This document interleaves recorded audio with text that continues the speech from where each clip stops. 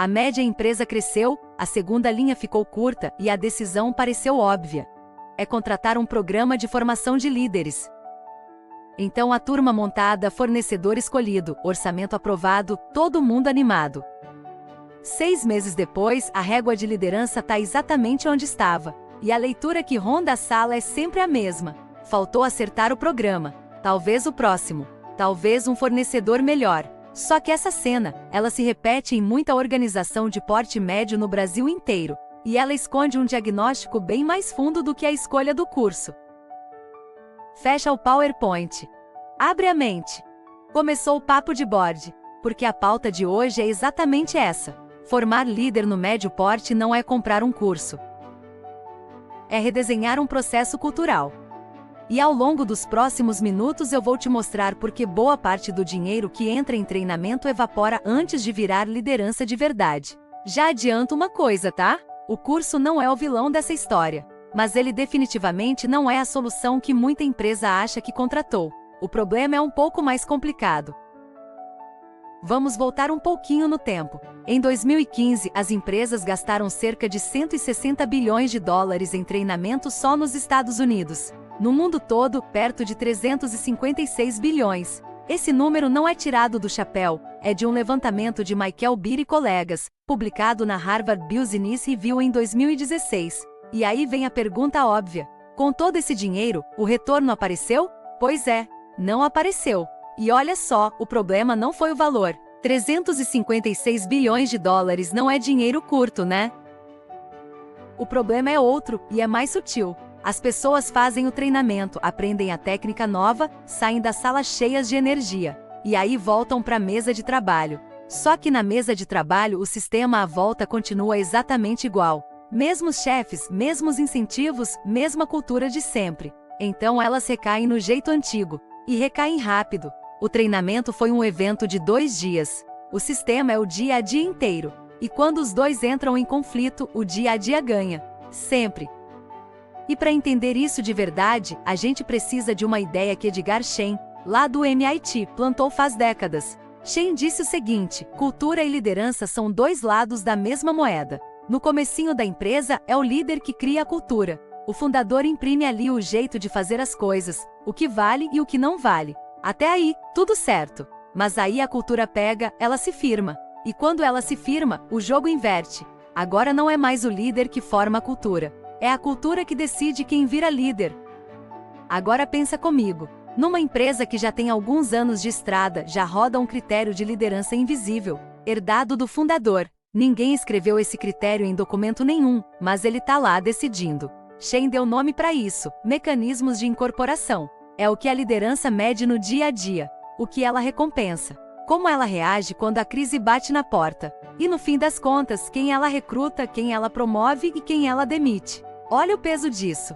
Quem sobe e quem sai da empresa já é formação de líder acontecendo, com programa ou sem. Segundo ponto. E esse aqui vem do Center for Creative Leadership, um centro que pesquisa desenvolvimento de líder há um tempão. O achado é meio incômodo para quem vive de vender curso. A maior parte do que forma um líder não acontece na sala de aula. Acontece no trabalho e nas relações do dia a dia. A base disso é uma pesquisa de McCall, Lombardo e Morrison, de 1988, que ouviu 191 executivos sobre o que de fato os transformou como gestores. E adivinha o que não apareceu no topo da lista? O treinamento formal. Dessa pesquisa saiu aquela regra famosa que talvez você já tenha ouvido, a 70-20-10. 70% do aprendizado na prática, 20% nas relações, 10% na sala de aula. E aqui eu preciso ser honesto contigo. Essa proporção exata é regra de bolso, não é lei. A expressão nem tá no livro original, ela foi cunhada só em 1996, e a evidência para os números redondos é fraca, tá? O que se sustenta de verdade não é o número certinho, é a direção que ele aponta. Desafio real e feedback real formam líder. O curso ajuda na margem. Terceiro ponto, e esse explica por que o programa descola tanto da realidade. Beer e os colegas, no mesmo estudo da Harvard, apontaram 6 travas de sistema. 6 coisas que impedem qualquer treinamento de pegar. Presta atenção na lista. Direção estratégica confusa. Uma cúpula que não age como time. Um estilo de liderança que bloqueia a conversa franca. coordenação ruim entre as áreas, pouca atenção a desenvolver talento, e medo de nomear o que tá indo mal 6 travas. E nenhuma mesmo, se resolve comprando um curso novo.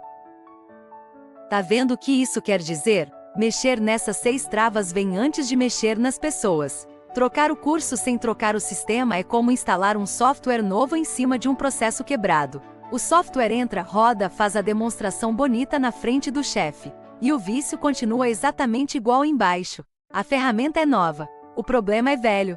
Então, quando a empresa gasta com treinamento e não mexe na trava, ela não tá formando líder nenhum. Ela tá pagando caro por uma frustração bem organizada.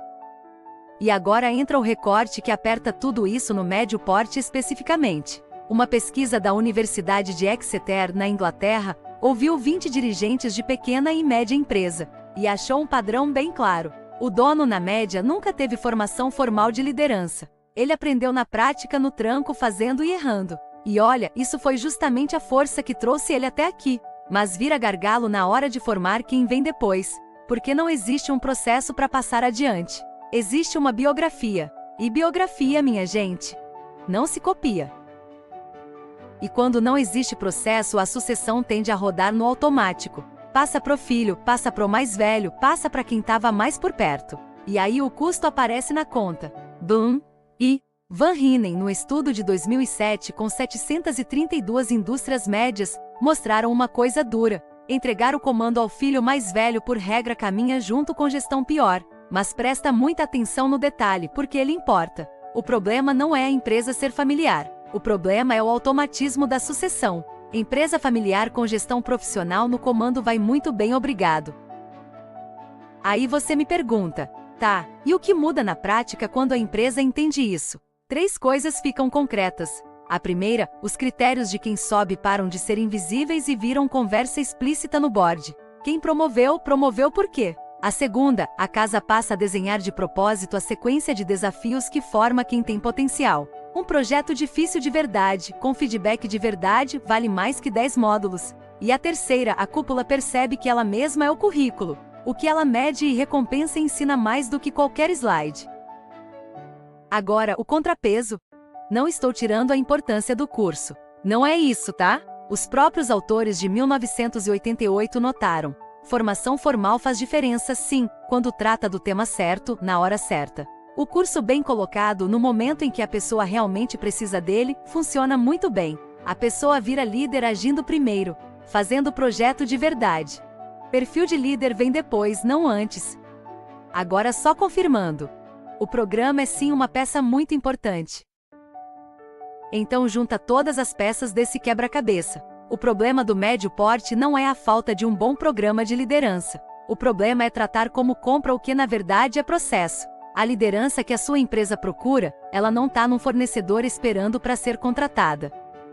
Ela está sendo formada ou não todo santo dia, nos critérios de quem sobe, nas experiências que a casa entrega para quem tem potencial, e no exemplo que a cúpula dá justamente quando ninguém está com a câmera ligada. Formar líder é desenho, não é compra.